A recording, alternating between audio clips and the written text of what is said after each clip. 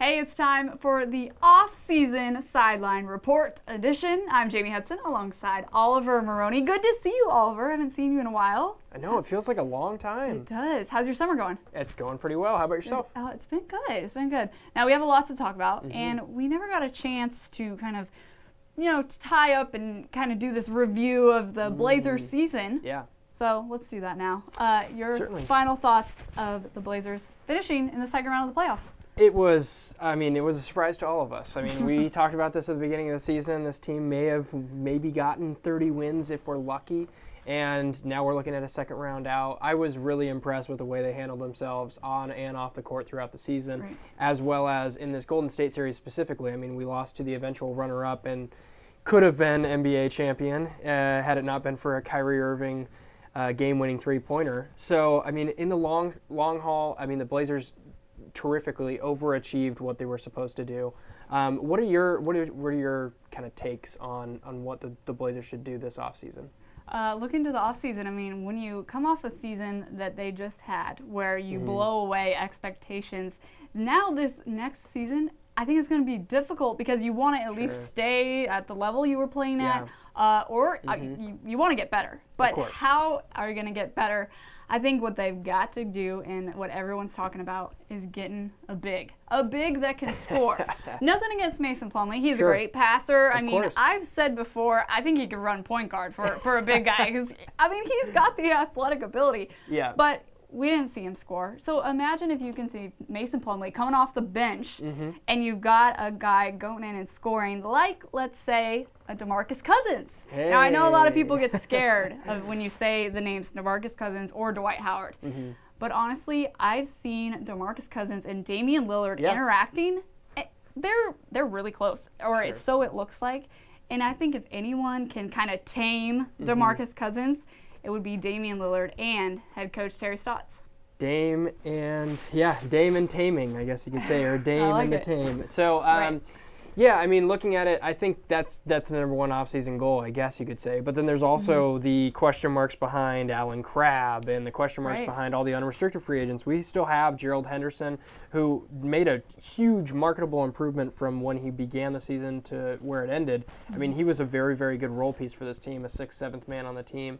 And one of the only veterans besides Chris Kaman. Yeah, definitely. So he definitely gave that veteran leadership to the team. I think he made big baskets and big moments, and we really needed him. And so it's going to be interesting to see how they maneuver things. I mean, in your offseason priority list, how would you list, I mean, the returning, let's just go with the returning roster for now. How would you list them 1 through, I guess you could say 5, because there's 5 of them? Right. Well, honestly, I think you could do a whole shakeup because you've got this great backcourt in Damian Lillard and CJ McCollum. Paul Allen and Neil Olshey, they like to make moves. We all know that. We do. So those are the only 2 in my mind that are going to be returning for sure, obviously. Some people talking about, hey, what if you trade CJ McCollum for a big that can score? I can't imagine they're going to do that. And I know fans out there are saying, oh, heck no, do not trade McCollum. Yeah, that definitely won't happen this offseason, at least in my opinion. I mean, the draft is coming up, and we're looking at that next. And obviously, that's a big portion of where people decide to trade. I mean, historically, Paul Allen's been a pretty big believer in doing those draft day trades and maneuvering things around to try and get in pole position to get a free agent or to move towards the offseason and build this team up. I really like Alan Crabb, and I kind of feel like he needs to be re-signed, and that would be priority number 1 for me, at least, if I'm a Blazers believer or a Blazers fan or a GM, because to me, Alan Crabb gives you not only the youth and versatility, but he's a 3-and-D, a prototypical 3-and-D player, and he's got so much room for improvement. I mean, you hear about it all the time. He's got this untapped potential, and he's really, in that Golden State series, he was like one of the only guys that was consistent, and you could count on him night in and night out besides the Dame and the CJs. And I think that's a huge portion of this team. And do you give him $15 million a year? I don't know, but that's kind of, whereabouts is where you're going to pay him. I mean, do you think you should pay him upwards of $15 million a year to keep him? After the season, I mean, he showed us a lot. He went back to his UCL his roots where he was making the three. Yeah. I mean, we weren't seeing that early on with him. So I could see that. Plus, it's going to be really interesting this next season with all the cap space. And, I mean, the Blazers do have a lot of money. Sure. Going back to the draft, obviously the Trailblazers have 0 picks in this year's draft. 0. However, I'd still say something's going to happen. Some kind of deal will happen Thursday night because, like we said, Paul Allen and Neil O'Shea, they're always looking ahead. And it might be something small that you don't really think about, but they're making room for kind of a bigger picture thing and going out for that big that they need. Exactly. Neil O'Shea's pretty good at that. We saw it last season. He had a plan. Everybody was like, well, what's your plan after you got rid of LaMarcus Aldridge? He had a plan. He had it all mapped out, and people looked at him and said, why are you signing Al-Farouq Aminu? Look how that turned out. So I can't question him anymore. Yeah, but there's that hashtag believe in O'Shea. There you go. So there you go. I mean, you've got to believe in O'Shea. So, I mean, whatever they end up doing this offseason, I'm pretty confident that they're in good hands. And O'Shea's proven himself over the years. And while last offseason was definitely a full reload, I guess you could say, this offseason is going to be a little bit different. The Blazers overachieved. How do you get back to that point and exceed it next season? Because what's going to happen is we're going to come into this coming season, the 2016-17 season, and people are going to expect what happened last season to happen this season and tack on an extra, 5 to 10 wins. So how do you get back to that point? You're going to have to look at trading on draft day to move up or potentially to move a guy in and out to get something of a trade chip so that you can get a big like you're talking about. And whether that's Dwight Howard, DeMarcus Cousins, I mean, the rumors are all out there. I personally do think that Dwight Howard's the most gettable option of the bigs that you have available. Just based on the fact that he is an unrestricted free agent. He can go wherever he wants to, and he can make that decision. This is his probably final max contract that he could receive, and the Blazers have the money to do it. But what if they didn't give him a max contract? Maybe just give him a 1-year deal, kind of try it out and see if there's any drama. I mean, we all thought the Houston Rockets were going to be so much better than they were. So maybe he really is that cancer, and nobody can calm him down. No, he certainly could be. I mean, undoubtedly he's had his issues and his problems over the past 10 seasons or so. But I think what he'll start to begin, and I think he already did last season, to realize is that this is the last opportunity he has. And when you see players on the last opportunity, you saw Michael Beasley come out of the woodwork and perform for Houston last season. That sort of thing happens more often than not, especially with players who are on their last legs, I guess you could call it. And so for me, I think you give him a shot, throw whatever you can at him. And the thing is the cap has risen so much that any team will take a shot at Dwight Howard, specifically the fact that there isn't many marquee free agents out there right now. You've only got Kevin Durant, who, let's be quite honest, I don't know if he's going to leave a team that just made the Western Conference Finals and gave Golden State the run they did. So then you look down the list, and Dwight Howard's that second best option, really, in free agency. So he's going to have a lot of suitors and a lot of names out there, so Portland's probably going to have to throw out a little bit more than what they'd feel comfortable doing. I don't know. I mean, KD, the rumors are that he wants to go to Golden State. Oh, yeah, and he wants to go to Portland, too. No, I'm just kidding. I like that, though. But, hey, I want to talk about the NBA Finals because we never got a chance to talk about them. Of course. Now, I think there's 2 different NBA fans out there saying, one, oh, I'm so over LeBron James. I don't want to hear him anymore, all of that. And then there's the fans that are, they feel bad for the Warriors because Cleveland making history, actually winning in Game 7 after being down 3-1. Yeah. What's your takeaway from this year's finals? I thought they were really entertaining. I thought it was really entertaining, and the fact of the matter is the first 6 games were blowouts pretty much. I mean, every team won by double digits, and it was still engaging. Yeah, it was you still weren't engaging. Like, oh, okay, I'm going to flip the channel. Exactly, and I think that's part of what the Warriors do to you as far as entertainment value goes. You never feel like they're out of the game. I always felt like they were going to come back, and Steph Curry didn't look as what he used to. I mean, it really, really changed, and I think that's partly because he was injured throughout the playoffs. I think that 73 wins and trying to get there really, really hurt them in the long run. Which people were worried about. Yeah, no, there was marketable questions on that before they entered the playoffs, and so now you've got this whole question mark as to, does Golden State go out and get a Kevin Durant, or do they do anything of the sort in the offseason to try and make themselves better? Obviously, Harrison Barnes didn't perform to the level that anybody thought he would. But the fact that Cleveland came from 3-1 down to win this series is absolutely incredible. And it was a great story. It was a great storyline. I was someone who was rooting for the historic nature of what the Warriors had done all season. And so for that reason, I really wanted the Warriors to win. But once you saw Cleveland come back in this series, I don't think there was any doubt in anybody's mind that they could possibly upset the Warriors on their home floor. And once that fourth quarter started, I had a pretty good feeling that Kyrie and LeBron had things going, and nothing was going to stop them. So for me, watching them win it, and then the emotion that was behind it after the game, I mean, that was the best part about the finals for me. J.R. Smith having the speech that he had, it is the most, I mean, and I'm not going to talk about J.R. Smith's partying. Oh, yeah. That was everywhere. That's always everywhere. Everywhere. Okay, sorry. But, when you look at J.R. Smith as a player, he's always been hit with question marks throughout his career and all sorts of partying jokes. Right. But when you look at it, I mean, he had probably the most honest and genuine speech that I've ever heard in an NBA postgame press conference, especially in that nature, in that setting.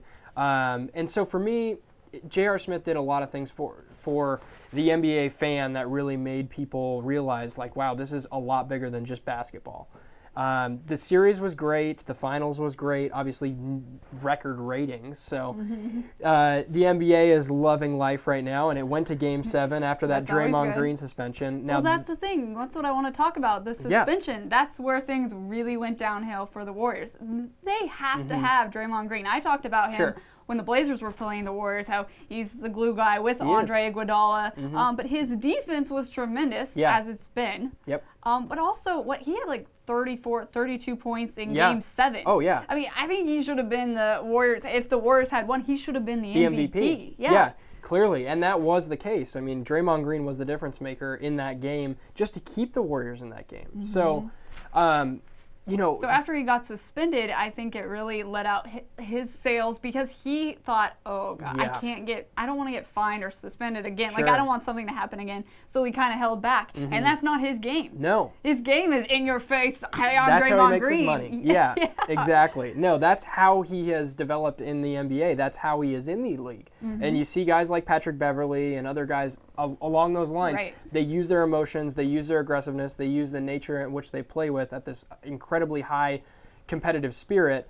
and that's what they live for. That's how they play the game of basketball. So you're not going to take that away from Draymond Green, and when you do, obviously you see the results of it. So that was an interesting case, and the officiating was definitely questionable throughout the series. I think more or less it wasn't the bad calls, end quote, but it was more just the inconsistency on both sides. I just think that the referees, and I'm not going to complain about the referees, they did as good a job as they could. It's the hardest job in the NBA by a long shot.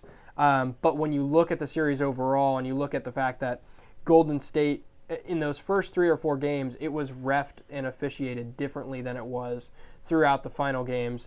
And it was really unfortunate for me to see, just like Steph, just get tired of trying to get off those screen and rolls. You could tell in Game 7 and like quarter 3 and quarter 4, he was struggling just to get away from players that were pulling his jersey or just like holding him. And I'm not, like I said, the Cavaliers, fair and square, won the series. It is over. They won the finals. But there is some questionable things that happened during the series, especially the Draymond suspension, which I feel is warranted. He had to get it. I mean, it was 4 technicals. That's the rule. That's the way it works. But it was really, really devastating to see us not be able to see the full series at full length with all the players available. I agree. How about Kevin Love? Because obviously didn't do much to say the least. Sure. But everyone's saying he redeemed himself in Game 7 because of those, 10 seconds that he was on Steph Curry in the final seconds of Game 7 in that defense. Yeah. So now people are saying, oh, it's okay. It's okay. Kevin Love earned his championship ring. What do you think about that? I'm not, I'm not as down on Kevin Love as everybody else was, and I just feel like he's being underutilized. I just don't think he's being utilized in the same way he was when he was in Minnesota or, even in USA basketball when he's been with USA. And that seemed to be a problem throughout the playoffs for him. And his, when you're not being utilized as a player to the way that you're used to being utilized, it's really hard for you to keep consistent and play at a consistent level. And Tyronn Lue hasn't really figured that out yet. Hopefully he does at some point. But I do feel for Kevin Love in the sense that he's not in a comfortable place. He's not playing where he is comfortable and where he wants to play. And so for me, it's a very similar situation to what Myers Leonard faces. A lot of the time with the Blazers, Myers Leonard is not in the position that he wants to play or not in a position that he wants to be in necessarily. And so I think it's uncomfortable for him, and it's just he's got to get used to it. He's got to get more comfortable with those sort of opportunities and where he's playing and when he's playing. But I do think that underutilization and being utilized in the right way and using the talent that he has in the right way is very, very important. And I mean, he's playing with a point guard in Kyrie Irving who loves to score. So he's course. not really going to be dishing it much to K-Love. No, and that's the problem. Yeah, like you said, when you have two scorers, two egos, like LeBron James and Kyrie Irving, it's pretty difficult to just be like, hey, give me the ball a little bit when you have Kyrie Irving making the three-pointer that he did or LeBron taking it to the hole like he did basically games 5, 6, and 7. The other thing is with the history, with the Cavaliers making history with the 41 points from Irving and LeBron. That was something. That was definitely something. Yeah. It's going to be interesting. I mean, both Kyrie Irving and LeBron were number 1 draft picks, and that kind of leads me to my next point, which is more or less on the NBA draft. NBA draft is on Thursday, if you didn't already know, and the Blazers do not have a pick. I'm sorry. Bummer, and we talked about that a little bit. But, when we're looking at the best overall players, I did want to get your take on your former school, Gonzaga. They have a couple of pretty good players in the draft this year. Yes. Who's your favorite of the two, and then why do you like one or the other better? Well, it's pretty cool because there's 2 guys that are prospects in the NBA draft that have Portland ties. I mean, you've got Domantas Sabonis. There we go. Okay. Obviously, the name, it says it all. And I know a lot of Rip City fans would love Arvydas Sabonis' kid to wear a Blazer jersey. That would be pretty cool. Now, you've got Sabonis. If you guys watched him in March Madness, he had dominated postseason, which was perfect because I really think that helped his draft stock. I could see him going top 15, so somewhere in there, and he's really done well for himself in this season. You've got then Kyle Wiltshire, who grew up in Portland. Jesuit guy. His stock, though, his season, I mean, he had a great season. He's a shooter. Yeah. But he's kind of one of those in between, like, you don't know what his size doesn't help him. He needs to be taller guy and a bigger guy to be able to guard some NBA players. Sure. So I see Kyle Wiltshire going late second round. And now, I mean, if you were talking to me at the beginning of this college basketball season, I would say Wiltshire would have gone ahead of Sabonis. Sure. Because Wiltshire's he's a Kentucky transfer, okay, and he's a senior. Yeah. And then Sabonis only a sophomore, so younger guy. But let me tell you, that guy can pass. He's versatile. He's not as big as his dad, but very athletic. Sure. Yeah, I really like Domantas. I think he's someone who can be very, very good in this league for a very long time. And the tools that he has meshes really well with today's NBA. Yes. I mean, that's the great part about it. He's very similar to his dad in the sense that he can pass the ball as a big man and be able to shoot the three. I mean, he's shown the capability of shooting the three. Now, it's not polished or totally there, but the idea is that he can not only play the 5 position, but play the 5 position as a stretch or play the 4 possession potentially as a stretch 4 too, and stretch the floor and play a very similar style to what Golden State plays. It's not going to be Draymond Green. He's not up and down the floor as fast as someone like that, but the fact of the matter is, bigs in the NBA are moving more and more towards this mobile stretch, get the three, open up, open the floor, open the spacing for other guys, and that fits very well with what Sabonis has. Mm-hmm. And he still does have some back to the basket moves. Of course. So that's good. He's still got that little baby hook. I still think Kyle Wiltshire could be a little sleeper in the draft at some point. Do? Oh, yeah, good. I think he's a candidate for being a pick and pop kind of guy. Now, whether he gets a chance in the NBA and if he gets the minutes in order to show himself, I don't know. But if he bulks up a little bit and can come off screens pretty quickly and get a little more agile, I think is really where he's looking, like that, lateral movement. For sure. Being able to come off those screens and hit the three-pointer. He's got a great jump shot. So I think he could be utilized in the future in the NBA. Oh, good. Yeah. I like it. Go Zags. Thanks, Oliver.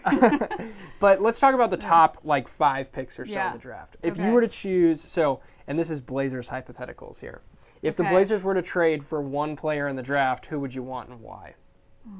Well, I mean, I think I go Ben Simmons of what I've seen of him. And you always hear about the word potential. Oh, good. I get a thumbs up from Oliver. There we go. That guy, definitely you could see the potential. And that's why NBA owners, that's why they go after him, because they see that. Yeah. So that's like no-brainer to me. Yeah. Oh, yeah. No-brainer for me, too. And the fact of the matter is, if there was some trade out there that the Blazers could somehow pick up Ben Simmons, man, I would be salivating and watching this Blazers team in a lot of enjoyment. I don't care who you have to give away to get this guy. I think he is a transcendent talent. I think he's someone who could be an all-star for at least 5, 6, 7 years. All so. Right. Yeah, he can get up and down. Mark it down. He's the number 1 draft pick, so you can mark it down. But he's pretty notable, so everyone knows who he is. But really, once again, the NBA's moved to this mobile game. Mm-hmm. Ben Simmons is the closest thing we've had to LeBron James since probably LeBron James, unless you're talking about maybe someone like Andrew Wiggins. Just in the case that they can do everything. He's a floor facilitator. He can pass the ball very, very well. He's got great court vision. His movement, off the ball, on the ball, wherever you need him to be, whatever position you want him to put him in, he can play basically 1 through 5 pretty simply. And at 6'10", to be able to do all those things is pretty impressive. That is very impressive. Are you seeing all the rumors about LeBron James's son? But he's in 7th grade. Oh yeah. And he's already getting all these letters. All these college letters and stuff. Yeah, I thought there was a rule that I did too. That's what happens when you're LeBron James' son. I know. Wouldn't be nice. Yeah. Yeah. Awesome. Well, so draft day is always interesting as a Blazers supporter and Blazers fan, because actually, more importantly, this draft is more important as a Blazers fan because you're going to see something happen, I'm assuming. And that's based on some of the quotes that have come out from Neil Olshey or other people, basically saying that the Blazers are going to be very aggressive in draft day and trying to look for trades and opportunities to either move into the draft or to move players around. Obviously, the Blazers have some restricted free agents, some unrestricted free agents. They can work some sign-in trades potentially, as well as they've got tons of cap room. So we're looking at, bringing on some more contracts. Hopefully not Mike Miller's or Anderson Varejão's, but we're hoping to get to that point where the Blazers make a move, and I think they will on Thursday. I have a real high expectation that they're going to do something. I do too. It's funny, our CSN's Blazers insider, Jason Quick, he thought it was a 40% chance that they were going to make something. And I think that's really low. Now, he said that last week. Maybe his thoughts have changed a little bit. But, yeah, I'd say 80% chance that something's going to happen on Thursday with the Blazers. I would almost think with the Celtics. I mean, they have how many picks do they have this year? 5 or something ridiculous. That Olshey and Paul Allen working something, some kind of deal. There's something going on. They've got their little war room or whatever you want to call it ready to go. So it'll be very interesting to see what they do. Is there any potential trade targets that you really, really like over other trade targets right now for the Blazers? I go back to my DeMarcus Cousins. I'm high on him. I think there's so many different possibilities out there that it's endless. Exactly. We could be here for a very long time. The rumor is Kevin Love, and I not the rumor is. There are rumors circulating. Let's put it that way. There's no source behind it, I'm assuming, but the fact of the matter is Kevin Love is from Portland. He's came out and said that he doesn't want to play in Portland, I think, multiple times. But but I think he fits pretty well with what we have here in Portland. I'm not going to say that it's going to happen, but I would be open to the idea of seeing Kevin Love in a Blazers uniform. It's funny, I tweeted out this very question to Blazer fans if they wanted to see Kevin Love play here. Now, I think a lot of people are thinking, well, you just saw a horrible NBA final series or playoffs from Kevin Love. So there was a lot of, oh, hell no, we do not want Kevin Love here.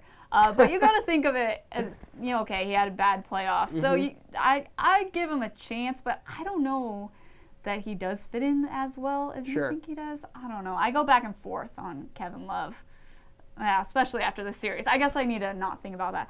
But didn't we have Twitter questions? Maybe we do have some Twitter questions. Let me pull that out because we're all here. about social media. Oh, yeah. We got to try and get those done. We have some Twitter questions. Okay. Let me pull these up. I don't know really if quick. I previewed them. Yeah, here we go. Maybe I should have. Yeah. We've got some Twitter questions. Okay. This is an outrageous one, and this is from Cliff at C. Gavick, I believe. Okay. Do the Blazers have any interest in Stephen Curry? You always have interest in him. I don't know who wouldn't have interest in him is my only question. But to get him, I think we'd have to offload the rest of the team. So I don't know if that's even a feasible option. It would be awesome to see. I think, Cliff, you should just have a good dream about that and and let us know how that goes. And then that's it. That's good. There you go. Once Steph Curry gets injured, then he fits into the Blazers' ideas. I'm just kidding. Right.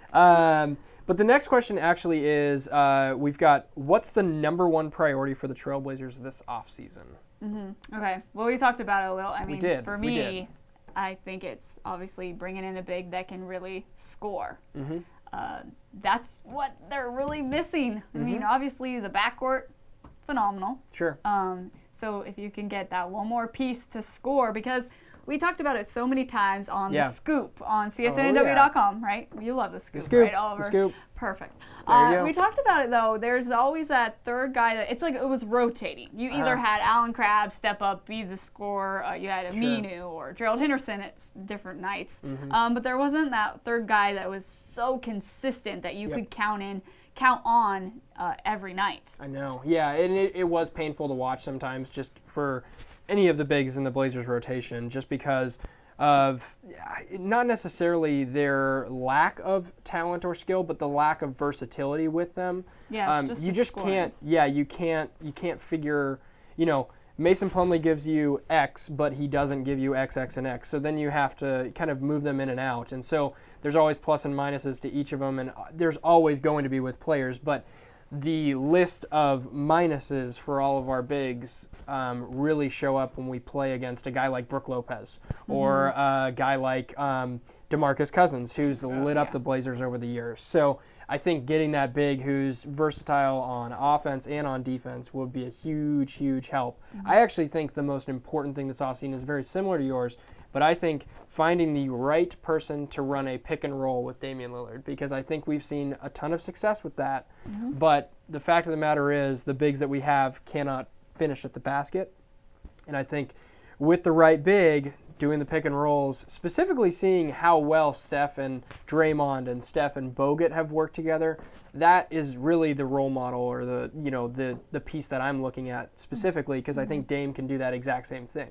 Yeah, definitely. So, there maybe Sabonis? I don't know. Just a thought.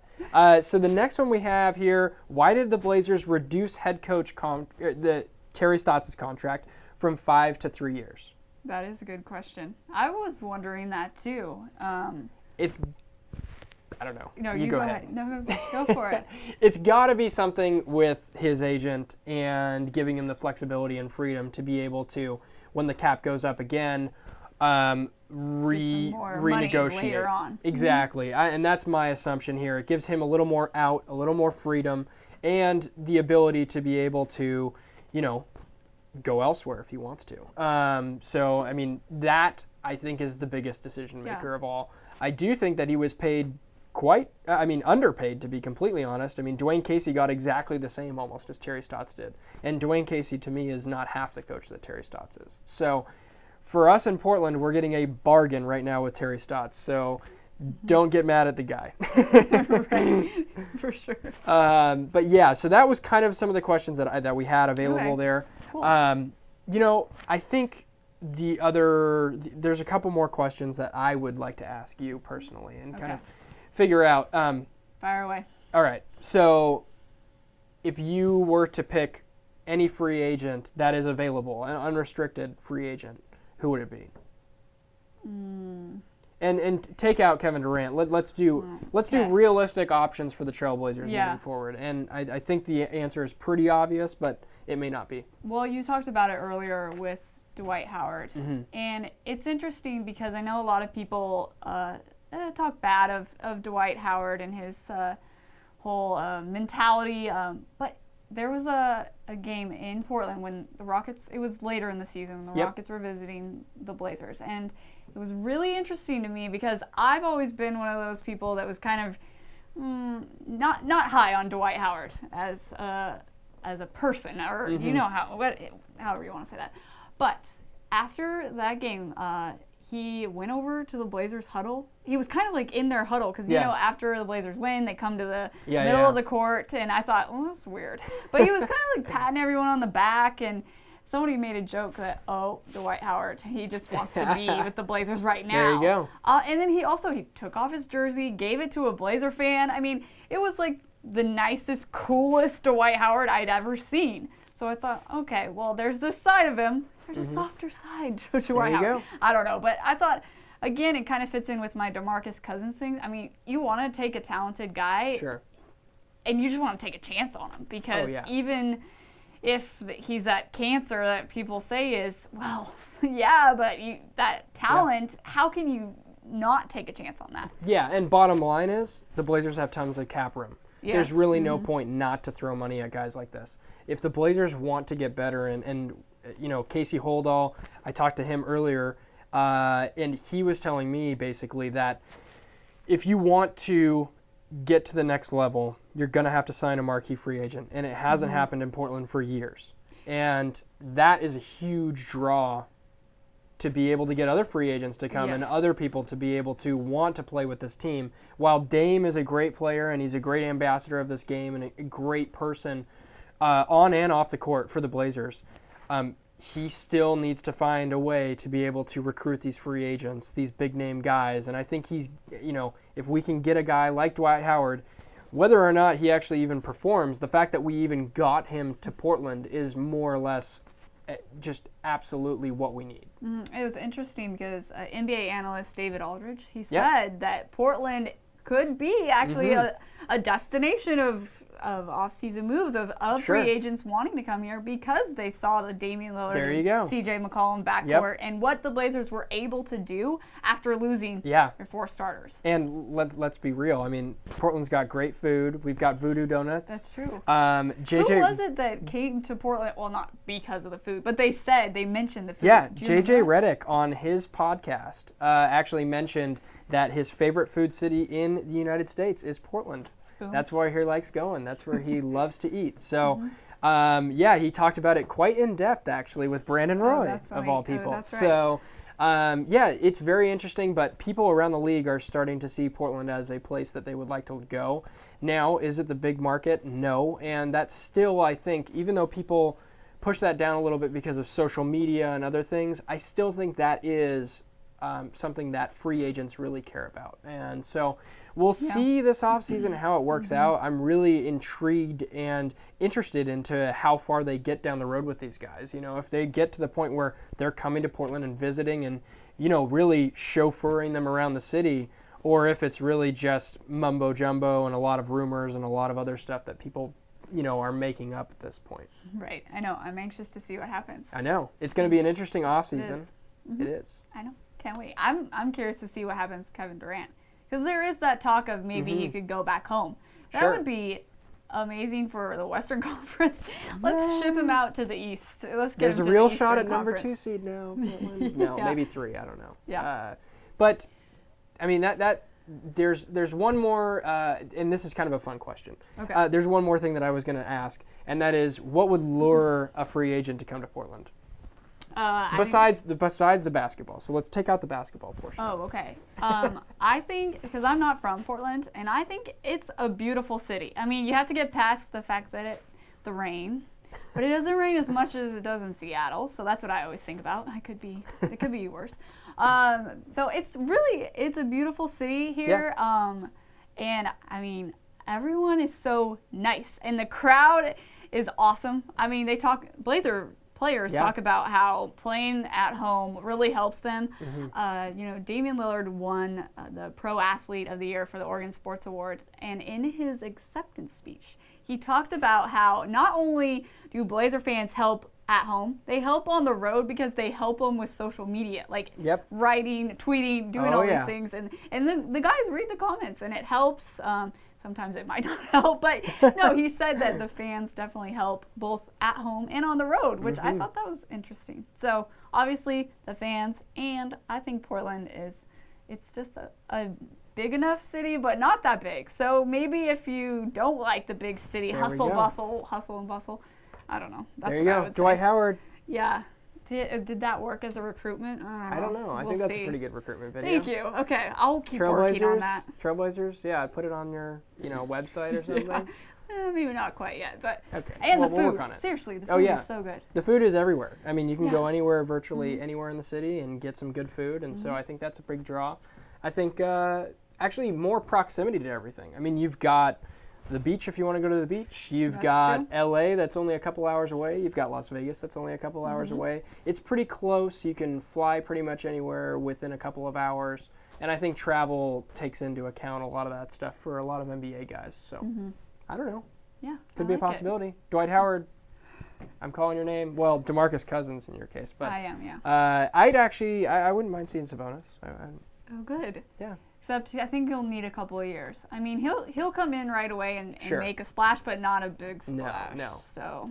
Yeah, he's more of a slow progression. I don't know if the Blazer fans are willing to wait that long. I know. That's what I was thinking. Yeah. So, hairdo next season. Oh, I know people have been asking me. Actually, I got a video on Twitter just in the last couple of days about it almost looked like a Mad Hatter. Like, it was with the hair, so somehow they twisted the hair, and it was like a little hat up here with like a flower, and it was all just your hair. So I know, but I gotta say, doing the whole She-Hulk, the Alan Crabb inspired hair, I do want to kind of do something fun every season because AC really appreciated it. He didn't think I was actually going to go through with it, and so he thought, oh, that's pretty cool. Yeah. So we'll see. Maybe one of our free agents has some crazy hair. There you go. We don't have Robin Lopez, unfortunately, but I think we may be able to get Steven Adams. Oh, there you go. Where's the moustache? I know. I need get that in there, and that would be scary. That would be fun. Good. Yeah. Nice. Sweet. Well, I think that does it for the show. I mean, is there anything else that you'd like to add to this? I think we covered a lot. I know. That was fun. Thank you, Oliver. Oh, of course. Anytime. It was really, really fun. And hopefully we'll get this going more often here. Yeah. I don't know how often, but, once a month or so. Yeah, I like it. Let's stick to that because we got a little busy. Things got crazy, but now, we'll schedule it. We'll manage. Sideline report. We'll manage. Okay, sweet. Thanks. It's the Sideline Thank report. you guys for watching. The Sideline report. Yes.